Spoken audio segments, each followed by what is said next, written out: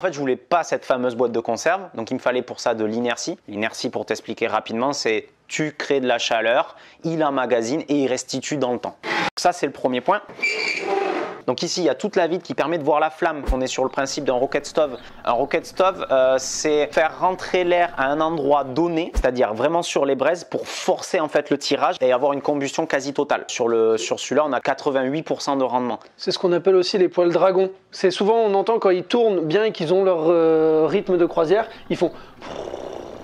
À la différence d'un poêle normal où tu mets tes bûches, il y a énormément de pertes dans la combustion, il y a de la fumée. Celui-ci, une fois qu'il est allumé, il n'y a plus de fumée en haut de la cheminée. Beaucoup de poêles qui n'avaient pas déjà tous ces éléments-là n'avaient même pas la possibilité de cuisiner. Donc moi, j'ai voulu pouvoir cuisiner. Donc ici, tu as un petit four qui m'a permis de faire des calzones, des popotes, des cookies, etc.